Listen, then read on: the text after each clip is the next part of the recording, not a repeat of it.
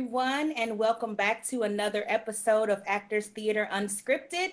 My name is Erica Denise, and I'm the Director of Learning and Creative Engagement here at Actors Theater, and I'm joined here by such a wonderful panel today.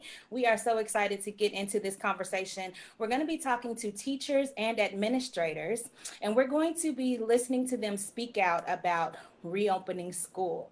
So I know we all have lots of questions and concerns regarding this. And so that's why I thought this would be a very timely panel to have and a timely discussion to have. So what I want to do first is I want to go around this virtual room and have everybody introduce themselves.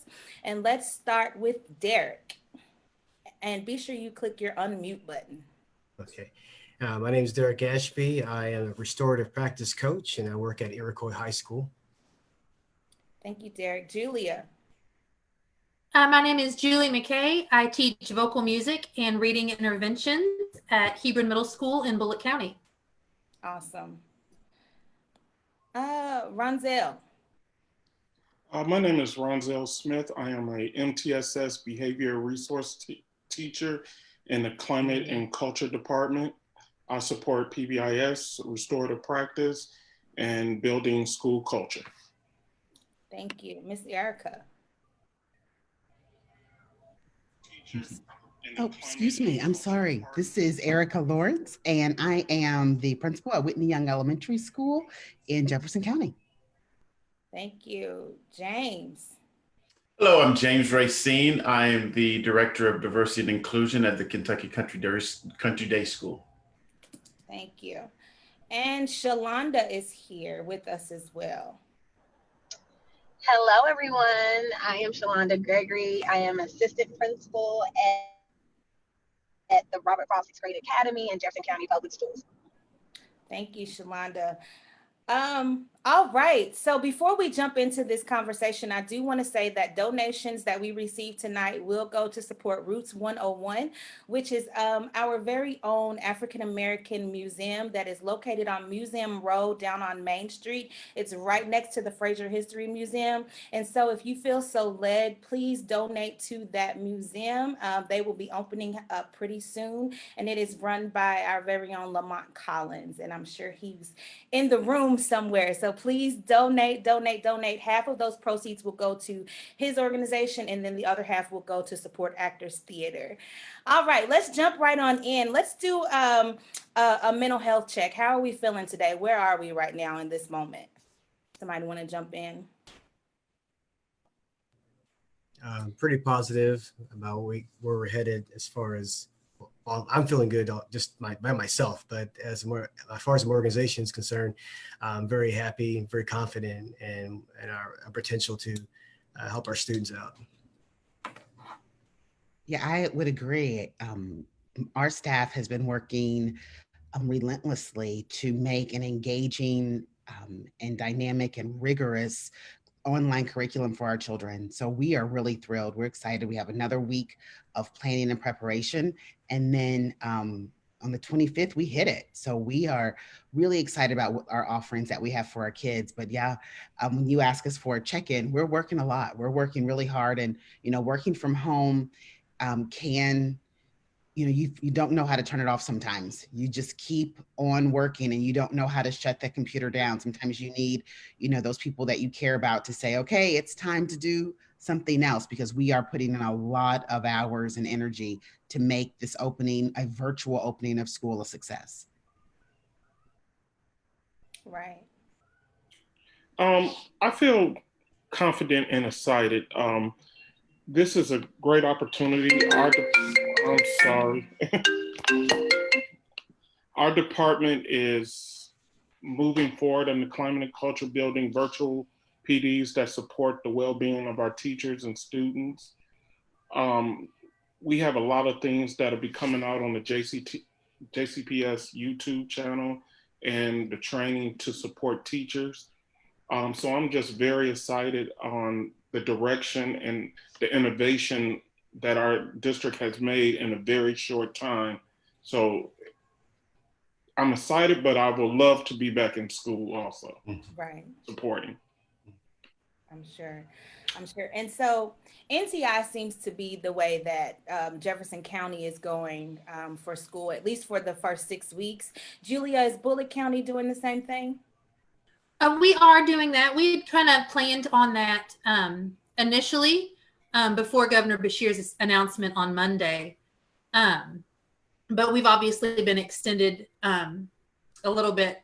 Our administrative team is working hard, I know, to put together the best plan possible that will serve our kids and provide them with an education that is rigorous and appropriate for them, but also kind of appropriate for this time period. I know that we're getting a lot of training on trauma-informed care and how to serve kids that way as we work through the pandemic. So we are committed to NTI indefinitely until it's safe, because that's kind of our top priority. Mm-hmm. James, is Kentucky Country Day doing the same thing with NTI? But you're we've changed it a little bit. We were planning on that, and then in July we were planning for a hybrid version, which would call for 50% of the children to be on campus at a time, rotating every week, with a system in place for parents who can't have their kids at home to be able to be on campus remotely, right? But to even reduce our class sizes even more to serve that. But after the governor's recommendation, we decided to go back to our full online learning plan, which is similar to the NTI. Okay. And for those who are watching and don't know what NTI means, can somebody explain what that is, what it stands for? NTI is non-traditional instruction, which has been interpreted since the 13th of March to mean online or digital platforms. So for this context, that's when we say NTI, that's what we're referring to is a digital format of learning as opposed to traditional in-person in the building classrooms. Okay. So how do we feel about this NTI work? What are the pros and the cons? I would say that there's a lot of pros and there's some cons. And I think the first feeling that I think a lot of us are feeling is a little bit of anxiety, if we're being honest. Nervous because it is different from our normal way of business. But the benefit of doing education online is that you get to do things in a creative way. I'm a creative person, so I love anytime you can make things very fun and engaging. And having a digital classroom allows you to do that. I know today some of our teachers were learning how to create the Bitmoji classroom because we love Bitmojis. It's an awesome way to show your personality. And it just makes interacting with your students a lot more fun. So it just provides alternative ways of creating engagement opportunities for students than in a normal classroom setting. I would say that's a definite pro. It has flexible hours for the most part. And I think for some of those students that struggle with getting up super early, that is an added benefit because they'll be able to, depending on how school schedules are set up, will be able to, decide when they're going to get on and do some and start some of their learning. So I think that creates a lot of flexibility for a lot of our kiddos that need that. In addition to, we talk about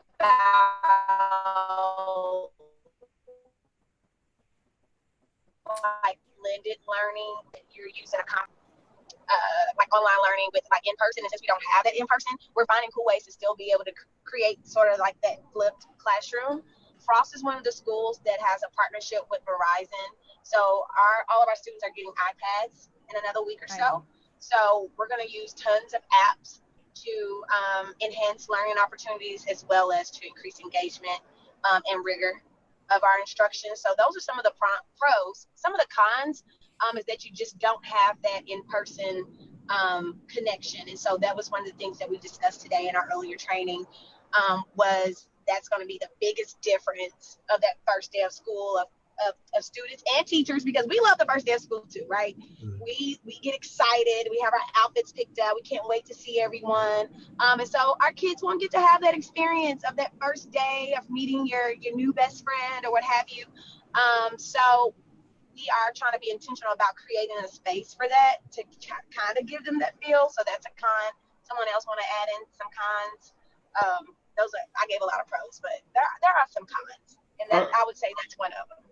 I will say, I don't want to say con.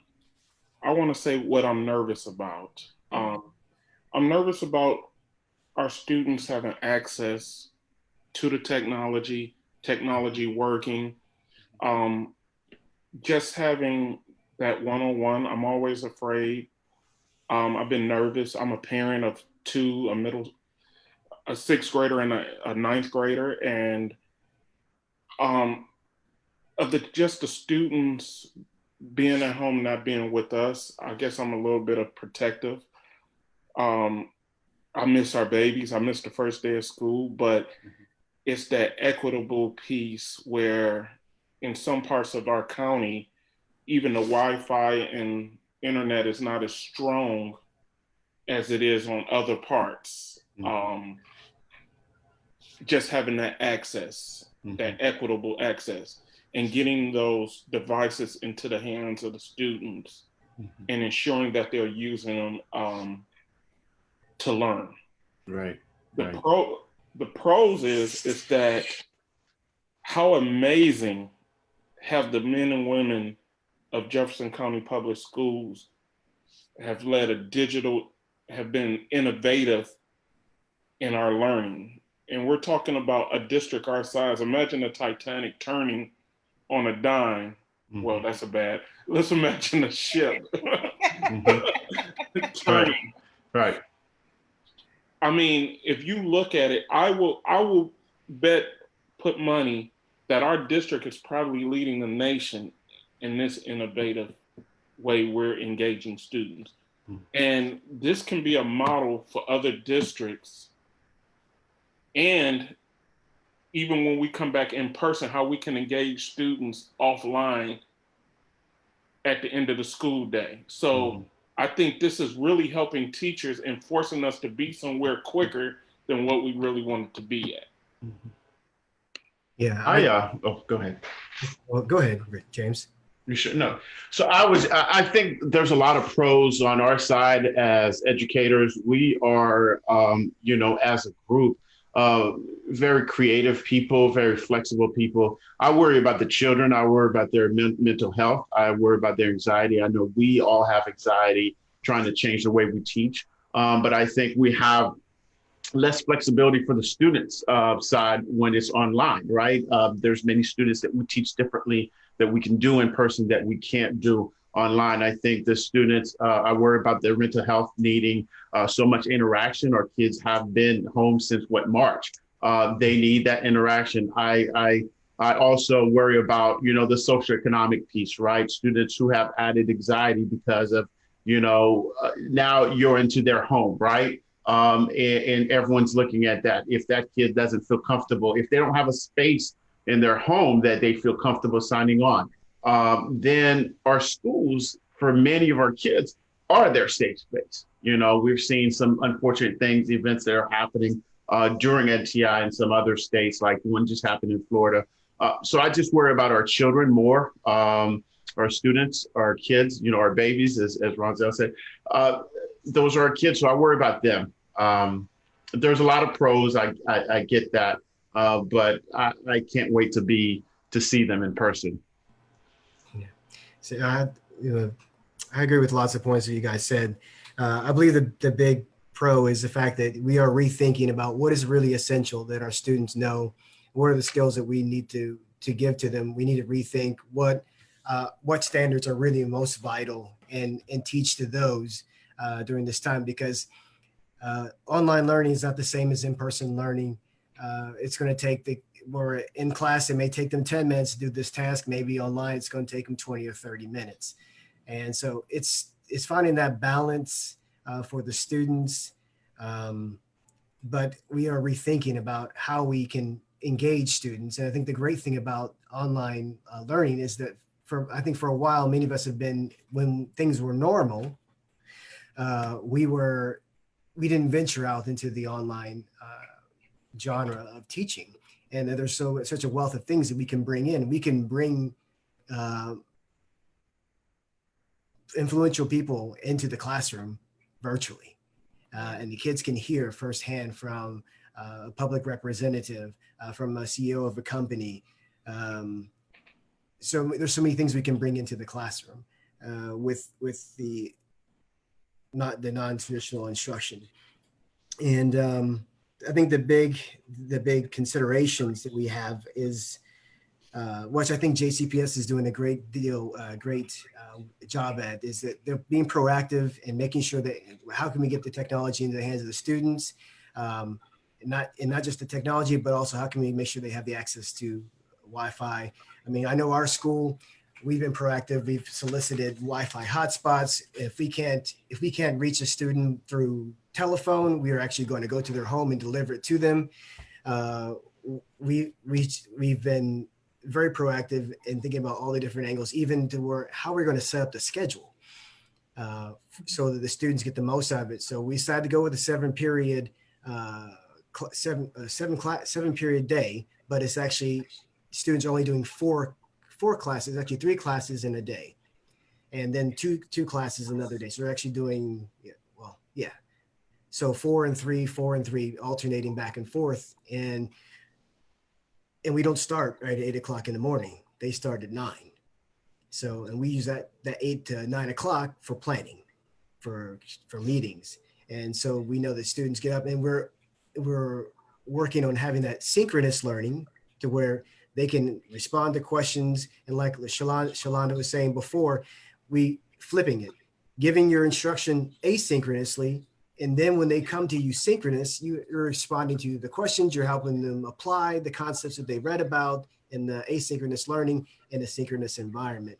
So I hope I'm not losing anybody with the synchronous and asynchronous. So synchronous is when you are online with the students and you actually interact in real time, and asynchronous is when they receive it and they can play a video or whatever it is. We're not present. And I think as we get out of the NTI sphere and back into in-person instruction, because we've got to remember this situation that we're in is not going to last forever. And so I think when we get back into traditional in-person instruction, we don't need to expect schools to look like they looked on March the 13th, because it's going to be completely different. And that's great. This whole situation has really stretched teachers for the good. It has challenged them to differentiate for their kids that may have those socioeconomic limitations or may have other limitations that don't work as well in a traditional classroom.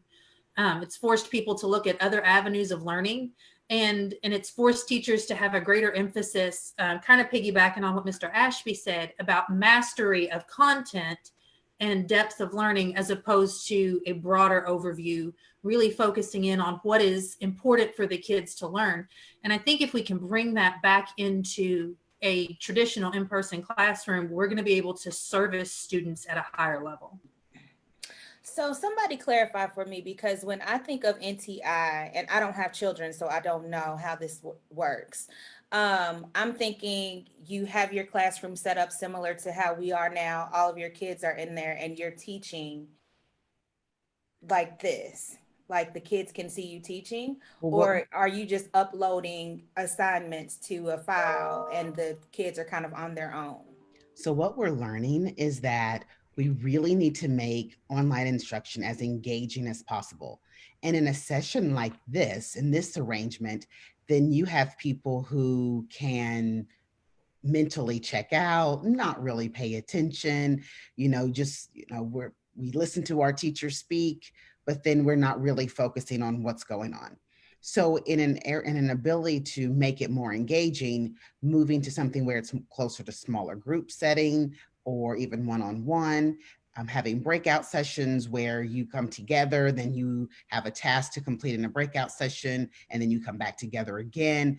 You want activities that result in lots of engagement, where children are forced to participate and not just sit there. The sit and get doesn't work in a general classroom, and it absolutely is not going to work in your home, where the lure of your toys and the kitchen and all these other things that can get you off task are there. So that is why you see us moving towards And families can expect that as well, to more of that asynchronous piece where there are videos to watch, there are tasks to complete. And then when you log on, there will be some times where it's everybody in your class. There will be times when it's a small group. There may be times when you log on and it's just the student and the teacher, especially when we have students who get services through a special education IEP, an individualized education plan. Those teachers work with their children and sometimes in small groups or individually. So I know for us, we are passing out to our children math manipulative. So when they are at home, they're able to show with their counters and their dry erase boards so they can be engaged in the instruction. So that is one piece about NTI that we're learning through this pivot, that adults can easily become disengaged. So if adults can become disengaged and they are sending text messages or watching TV in the background, that if we know adults do it, of course young people are going to do it. And we need to plan for that, because the reality is, even though we're in this NTI season, we still want children to master standards. We still want children engaged and learning, because this is going on now, but they are going to grow up and we want to continue to build on their learning. So yes, it's what you saw in the spring for NTI or online instruction, it's absolutely going to look different in the fall. We have gotten much better. We have stronger tools. We know more, we can do better. And so you can absolutely expect NTI 2.0 to look different than NTI 1.0. That sounds good. Mr. Buntyn, I do see that you've joined our panel. I do want to give you an opportunity to introduce yourself and your position and where you work within JCPS. You're on mute. Thank you. Just got out of a meeting. My name is Charles Buntyn. I'm the assistant principal at the Robert Frost 6th Grade Academy. This is my 22nd year in education. Nice. Thank you so much. So we're just asking questions. So jump in whenever you feel the need or whenever you feel like you have an answer to one of these questions. Welcome. Thank you. And Erica, that sounds promising, and you sound like you all have it, or you're ready for this next phase of NTI. And there was a question that someone posted on my page yesterday and said, did NTI 1.0 work? And then what are we doing differently? So I think you did hit on some of those things. You're better prepared. And James, like you, I'm concerned about our kids, our babies. And more specifically, I'm concerned about the children that are homeless, that are living in shelters. How are we reaching those people? How are we making sure that those students are not left out? Is there a plan to make sure that we don't leave any children behind? Yes, there is absolutely a plan that we're not leaving children behind. We at Whitney Young Elementary School, we have a resource that is just, I think, beyond earthly, I think really in the realms of angelic. We have a family resource center coordinator. And at our school, her name is Nicole Clark. And Nicole is that person who looks for barriers and ways to jump over them so that our kids get what they need. So absolutely, not only as an individual family resource center coordinator, that whole department in middle and high schools, you may hear them referred to as youth center coordinators. They are absolutely partnering with those places, those locations where we see lots of people who are considered, who are meeting the criteria for homelessness. So our shelters, but the fear that I have is those people who are considered, who meet that criteria of homelessness, who are not in an organized living space like a shelter, that are living in cars, that are living with other people. So absolutely, we are providing outreach. We are calling people. If we don't reach people over on the phone, because we know that, people get phones disconnected. Right now, we know that people may not be getting what they were expecting in regards to the unemployment benefit.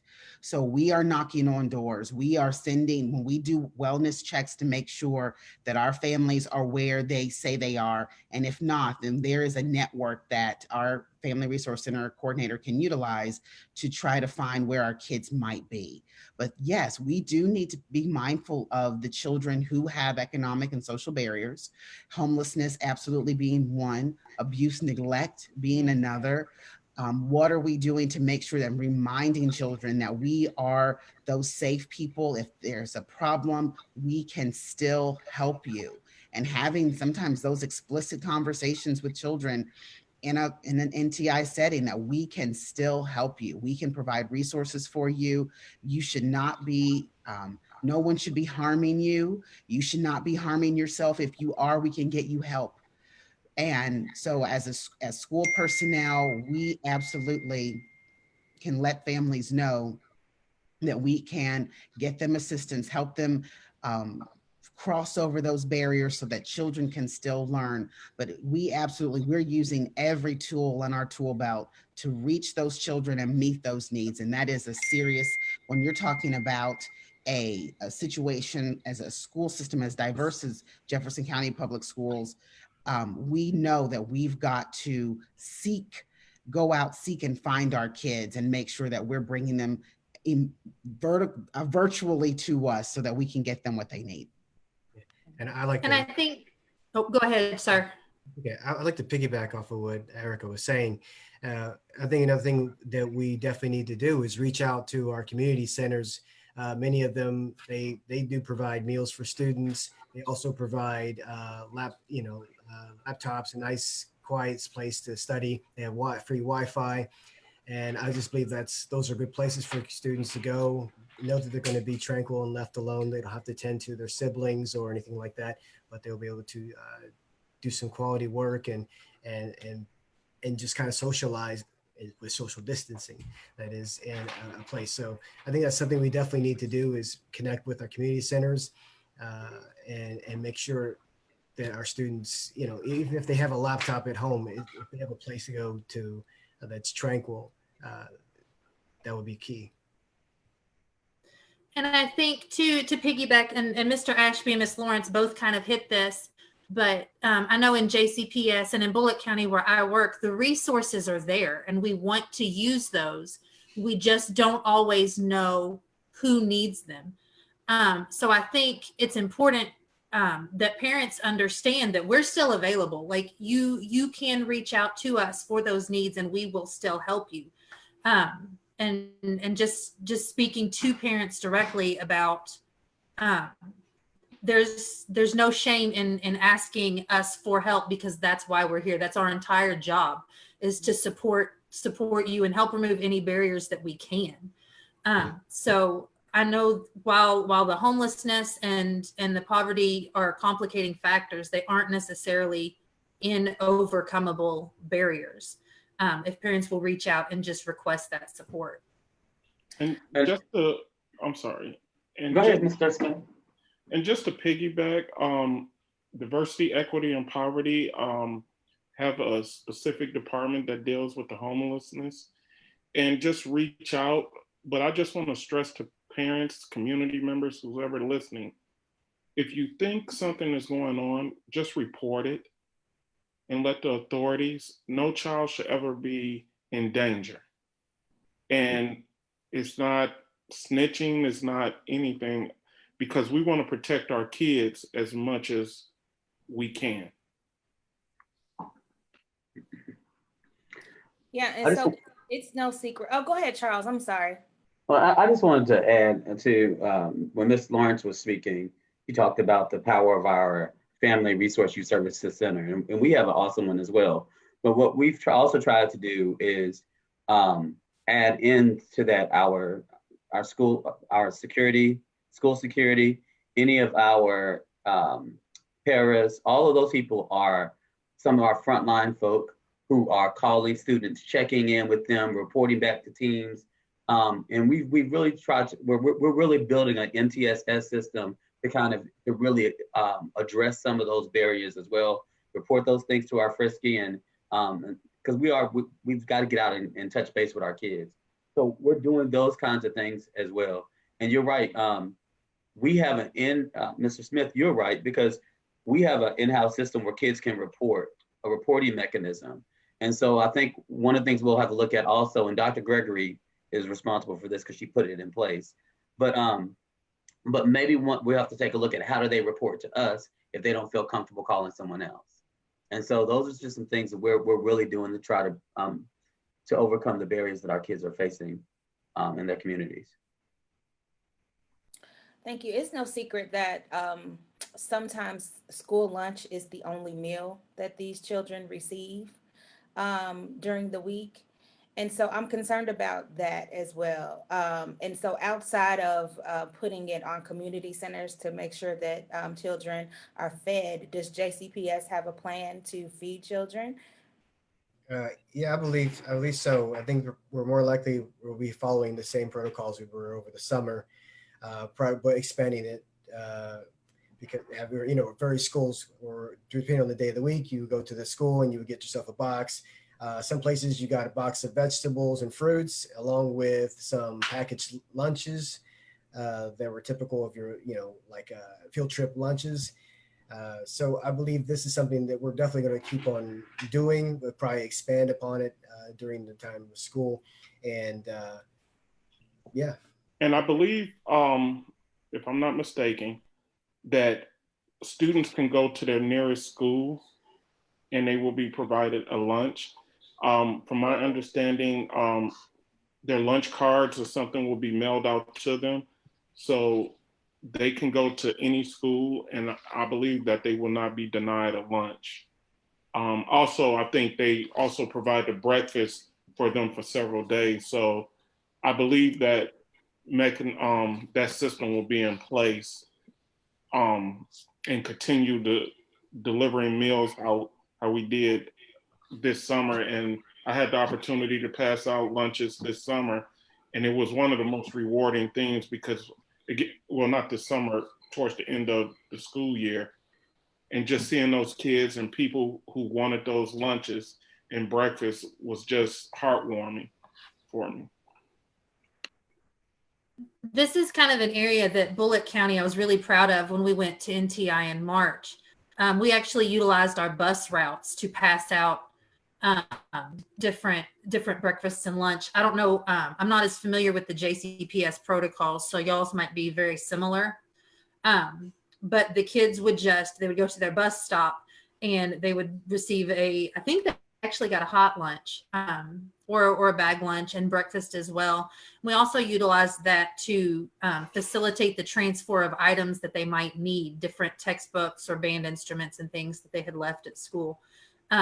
As far as I know, that protocol is still going to be in place for NTI 2.0 this fall. So that's something that I'm really excited to see go out. It's been kind of a blessing to watch how our schools have been serving the community in that way. Okay, so right now the plan is for NTI 6 weeks, and then we're going to move into in-person. So I'm going to throw a bunch out there at you guys. What is the plan for that? And if somebody tests positive for COVID, does the whole school quarantine for 2 weeks, or does just that particular classroom quarantine? And then what are we going to do about buses? Is it going to be a delayed schedule? Is it going to be like KCD with James? Your school was going to do what, half and half in person and half online? Like, what is the plan? How is this going to work?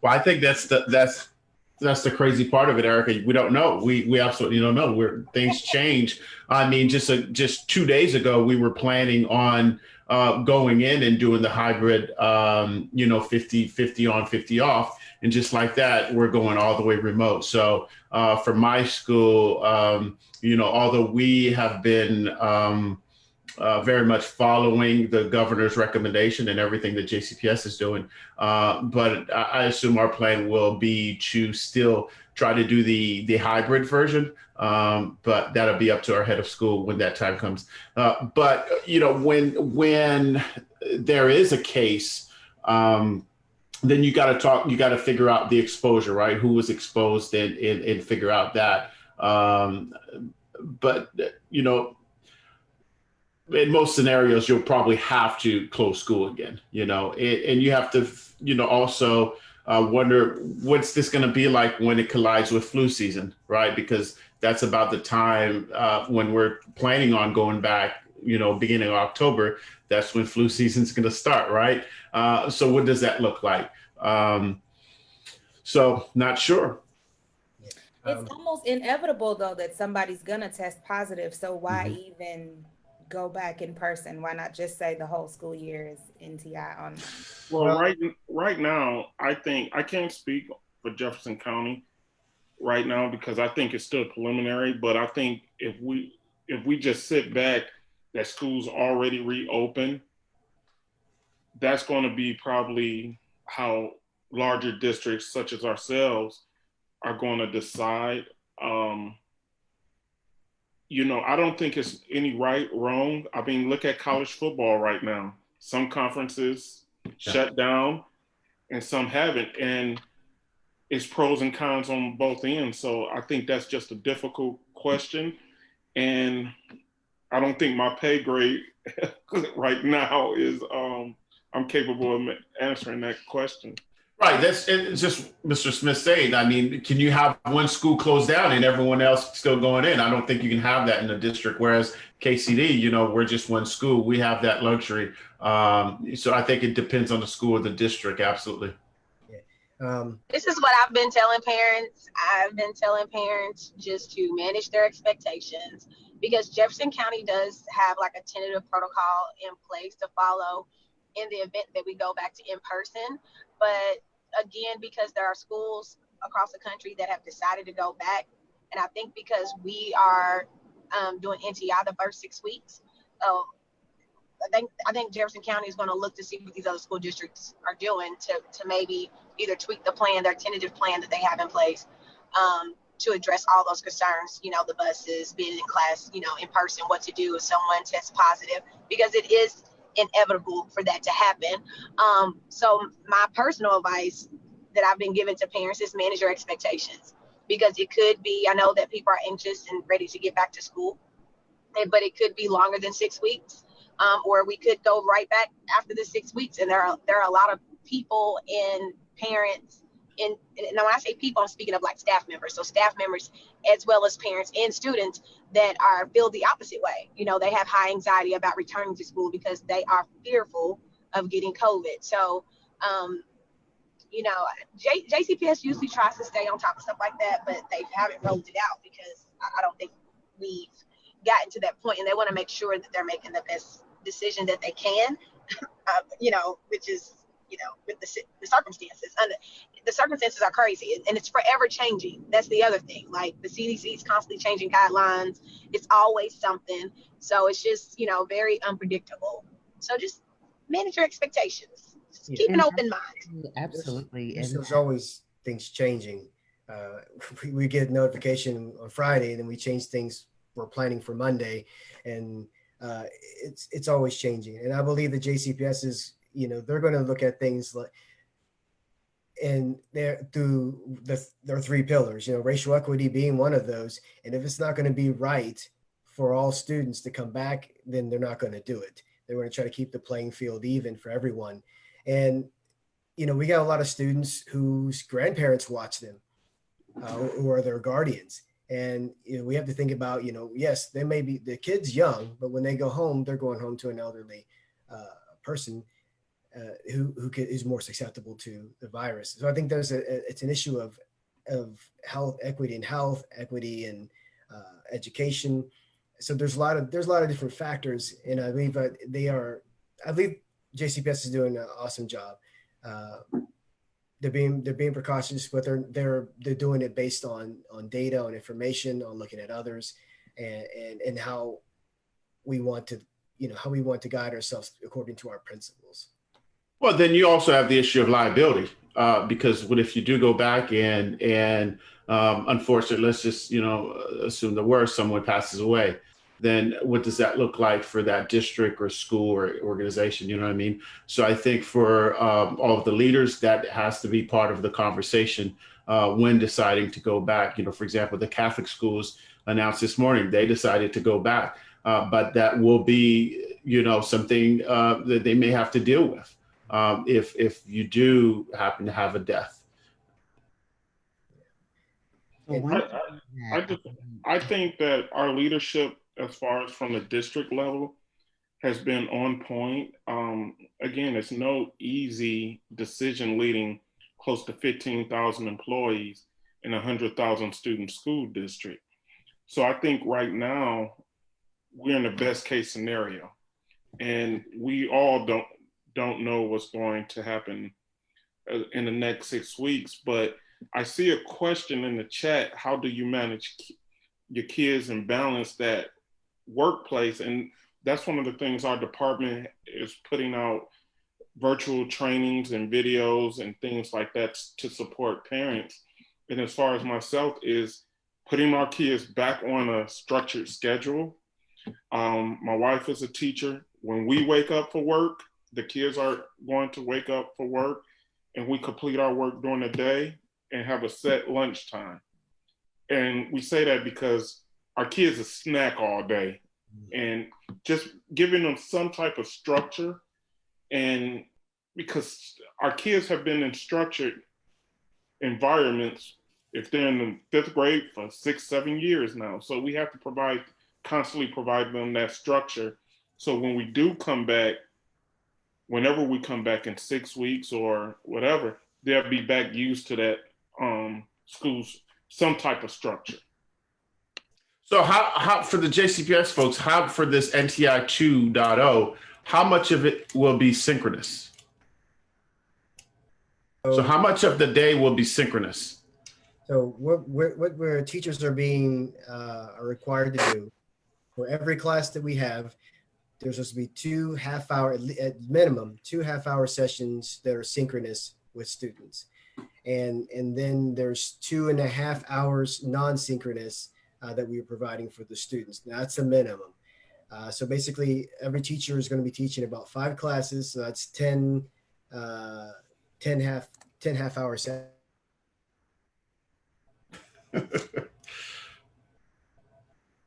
So Erica, you've been trying to jump in there. These men are dominating the conversation. Oh, that's we all are, spirited educators who are excited about our work, and we're aware of the concerns. And I know we think about our families. We do have, a major concern for our families is that they have to go to work. And when they go to work, what happens with their children? And so then, so for us, it is absolutely being focused on those things that you can control. And yes, Mr. Smith talked about the need for having schedules in your home, considering the bedtime. What time are your children going to bed? Are they staying up all night and then sleeping most of the day? And for some families, that might work because of their work schedule. So there's no way that we can make any sort of judgment about what happens. You've got to make a schedule work for your family based on the shift that you work, those hours that you've got to be out of the house. And in those hours, you're able to dedicate to helping your child, because some of our youngest learners are going to need some support logging in. They're going to need somebody who's in close proximity, who can sit with them. Who's going to, be able to make sure that they get lunch, that they get meals, that they have hygiene. So those sorts of things are the things that we can control. Or we're also seeking out people in our families and in our communities who can help us with childcare and help us watch our kids. So yes, those are absolutely things that school people, we are aware of. We know that there is a pull on families to be able to go back to work, or use people in their families to help with childcare. So we don't have a problem working with the daycare center to help them get children logged on.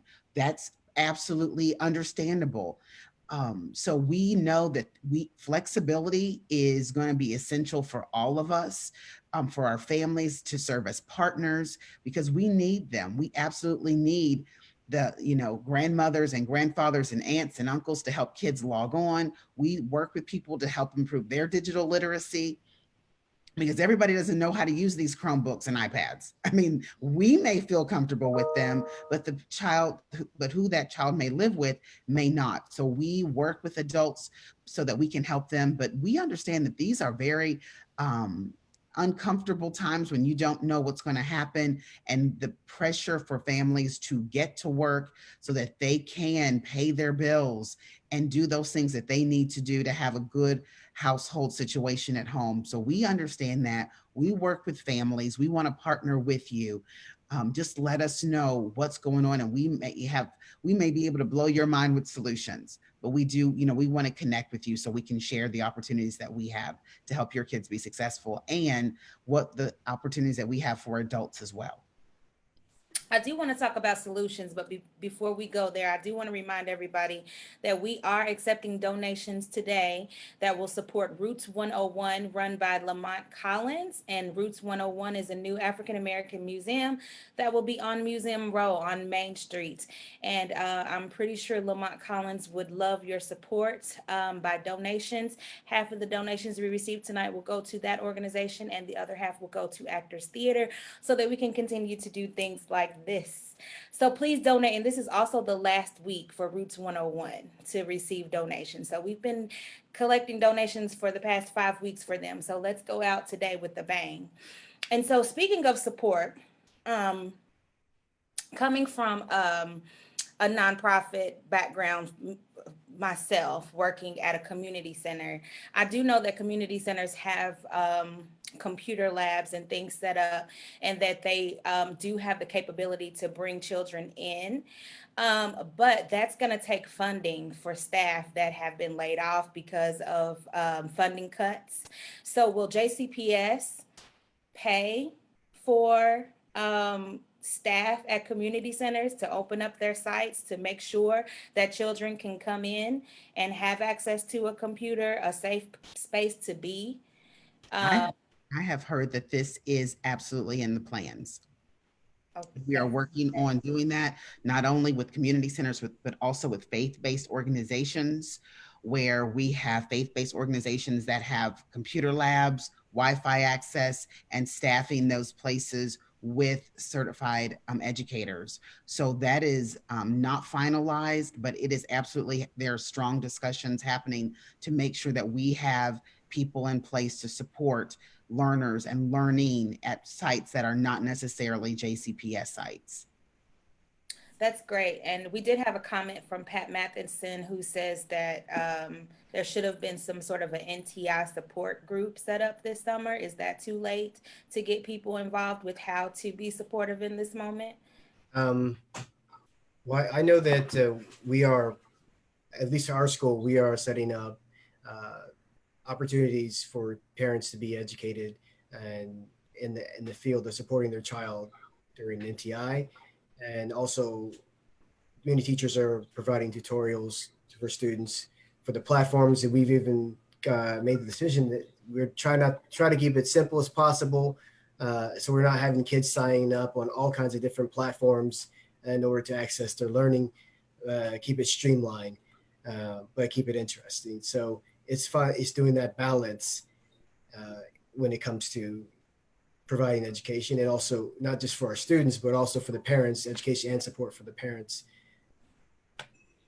I can speak to my school specifically. I know that one of the things that we are looking at doing in that first week back, while the teachers are building online community with their students, part of that is going to be sending out tutorials on how to access the different platforms and technologies that we are intending to use. Because Ms. Pat is right, parents and grandparents are absolutely a part of this process, and they've got to know. So I know that from our perspective, that's something that is in the works, but I can't speak for JCPS. I just don't know. Thank you. There is a comment that came in from Paula. And Paula says, I understand that it is uncharted, but as a parent of a high schooler and a primary student, the curriculum must be more in-depth and up to standards to make virtual effective. We cannot have another pass-fail scenario like we did at the end of last year. What is this pass fail scenario she's speaking? Erica, let me speak to that because Paula is a Bullitt County parent. She's actually one of my parents. At the end of the year last year, we kind of, we weren't really sure what the grading was going to look like. And because of issues with poverty and economic equity, they took the last quarter of grades and simply made it pass fail for our students. My understanding is that not only is that not a plan for this year, but that they've actually put steps in place to eliminate that in terms of looking at mastery of content and depth of content as opposed to traditional grading, if that makes sense. Thank you. Yeah, because JCPS, the thing was for during NTI was to do no harm. So if students, whatever grade they last had during the last grading period, they stayed at that grade, and any effort they put in during the NTI period would raise their grade, would not lower it. Okay. Good. Brittany asks, hold on, where did it go? Considering the nature of COVID and the isolation that has come with it, does NTI 2.0 include a mental health component at all for students? Yes, it does. Absolutely. There's a mental health component in place because we are aware of that. We, as a part of our NTI 2.0, we will have social emotional learning lessons that children will participate and be engaged in. We have a mental health counselor, our professional school counselor in our building who will also be supporting children through what we call counselor core instruction, where the school counselor teaches lessons with children. The school counselor is absolutely available, has been available all summer, so that families can reach out to her for services. Many of our schools are staffed with mental health counselors. We have our family resource center coordinators who can connect families with outside counseling agencies as well, because this is a mental health concern. And when we talk about things like having a routine and schedule, it's not, those come from that. There's something that does make you feel good when you get up and, you get cleaned up, get dressed up, even though you might just be going to your living room, or, that's important. Taking a walk in your neighborhood, getting some fresh air, doing some exercise. Those things do help with your mental health. And so for us, not only do we talk about that with our learners, but also absolutely having a newsletter to share that information with families so that they understand that those are things that can help not only your child, but also the adults who are in the home as well. All of us are feeling it. I mean, I know, Erica, you asked us initially to check in, how is everybody doing? How's your headspace? So this is real. This is absolutely impacting our children and the adults who've made a hard pivot. We've all made a hard turn here to this new lifestyle of being home, home-based, working from home. And we know that every home is not healthy. Every home is not a peaceful place. So making sure that we have supports in place for families who need that support.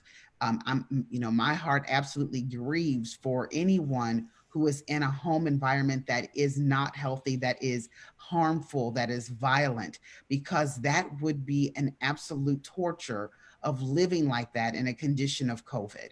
So I know even beyond JCPS, social services is prepared to and understands that families are in distress.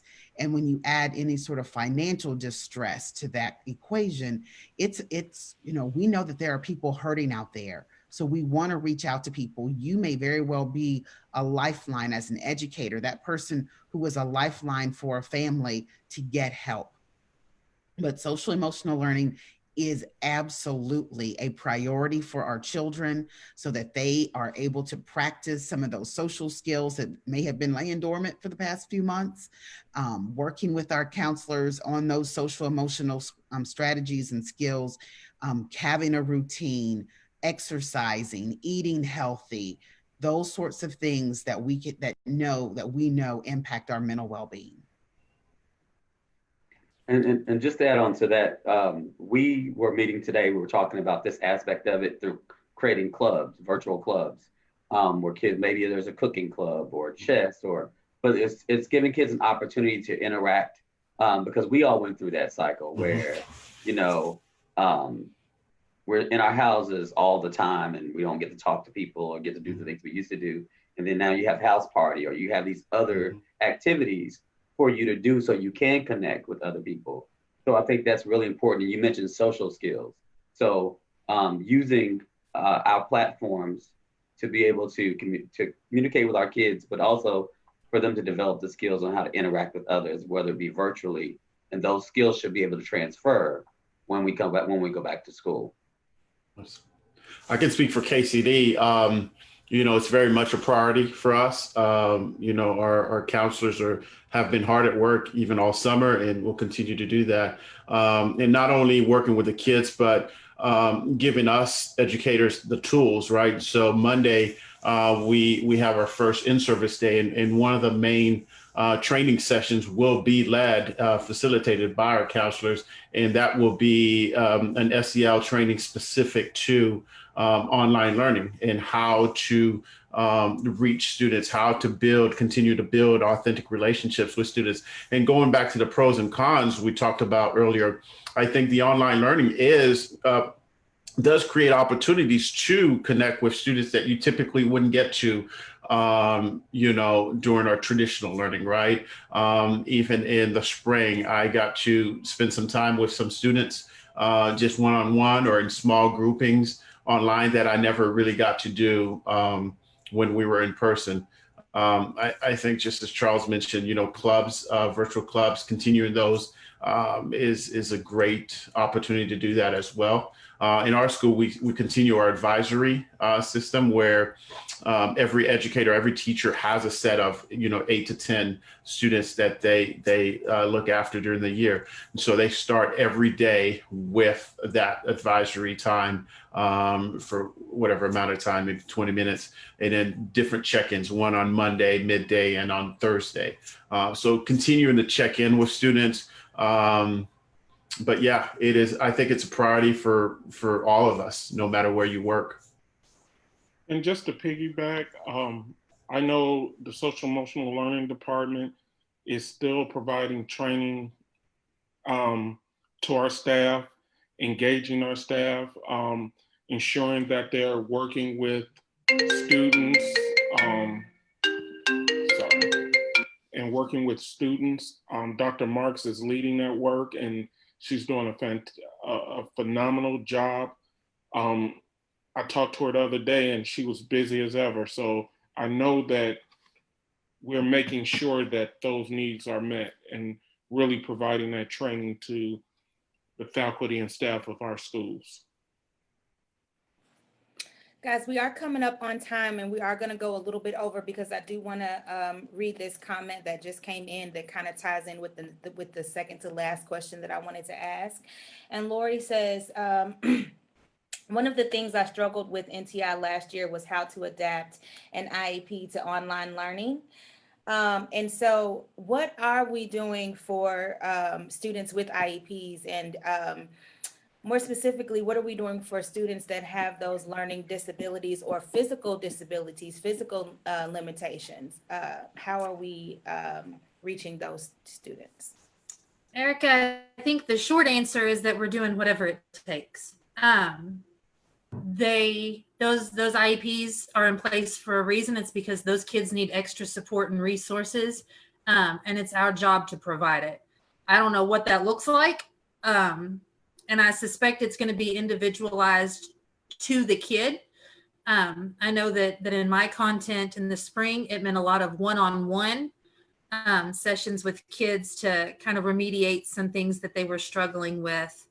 I know that our SPED teachers, I think Jefferson County calls it ECE, are accessing a lot of new technology to make sure that kids can get the accommodations that they need. I know that teachers are going to kids' houses and teaching through windows and doors to make sure that they get those accommodations. So the short answer, however vague it might be, is we're doing what we have to do to make sure that the kids get what they need. I love that. And we're also, I know at our school, we're providing extra support for our teachers through co-teaching relationships, and to which a special educator will work with a general educator in diversifying and differentiating their lessons in order to reach the students where they need to be met. And yeah, our ECE department's working really hard. They've set up websites for the students to access everything in one spot. Try to make it as convenient as possible with the least amount of steps as necessary, you know. So, and we're just continuing to do that work. Awesome. So I have one last question, but before I get to that last question, which is going to be very simple and short, I do have a shameless plug. So here at Actors Theater, uh, we do have an educational programs that we have with residencies and workshops that center around playwriting, character development, the Ali Summit, which is a history about Ali's life workshop that we offer. And so while I have you guys, I can send you all emails about those programs that my department will be running for a small fee. So use that budget money that you all have coming in to purchase some of those residencies and workshops. Our season this season is going to be digital as well, and so we have packages for students and schools to purchase so that you can see our digital season, and we have pre and post show workshops that go along with those plays that will be available. So I'm going to email you all and let you all know about those packages, and hopefully we can get you some digital content to your schools. Okay. And Erica, I would, to support your work. My daughter participated in your program this summer, and it was a nice opportunity for her to engage with artistically and with creativity this summer, even though, we were in our house. Yeah. So it was really wonderful to, walk past that bedroom door and hear beautiful music coming out. So thank you for that. Thank you for what you're doing for young people in our community to help them have a creative experience, even though we are in our homes. That was wonderful. So thank you. Thank you so much. Guys, I did not pay her to say that, but thank you. That was excellent. Thank you so much. Yeah, and we're going to try to make those workshops, our online workshops, as engaging as our summer camp was. And I think we did have success with that. And so we're going to try to make sure that our programming going forward is just as engaging and just as beneficial. So yes, so thank you for that. I want to thank you all also for being here today. I do have one last question, if you could just answer it in one sentence. And it's a question that we ask here on our show at Unscripted. If you've seen it before, you know what the question is. If you've never seen our show, the question is, what do you know for sure? Answer that in one sentence, and let's go around the room. Derrick, we'll start with you. All right, what do I know for sure? Well,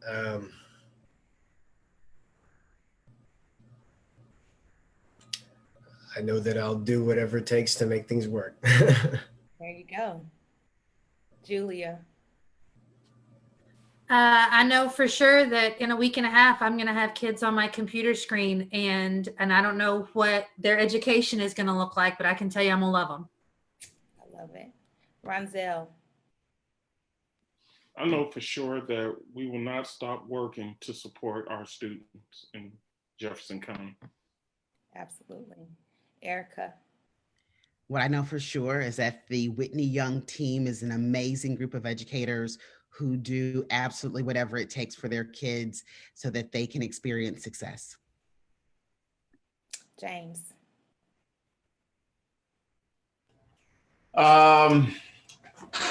If you want the rainbow, you got to put up with the rain. We're going through the storm, but keep hope, keep working, and we'll get to the rainbow. I love that. Charles. What I know for sure is that we will do whatever it takes to make sure our kids achieve. Yes, we will. And last but not least, Shalonda, are you still there? I am. What I know for sure is that at the Robert Frost Sixth Grade Academy, we are fired up and excited, and I am ready to support my students as well as our scholars any way that I can. And I'm always willing to do whatever it takes to ensure their success. We're ready to go. Absolutely. I love it, you guys. Thank you all so much for being here. Thank you all for your support and your donations that will go to support Roots 101. Next week, we're going to be talking to parents and talking to them about how this pandemic has affected their parenting. So stay tuned or tune in next week for that should be lively conversation. Thank you all so much. Have a good day, everybody.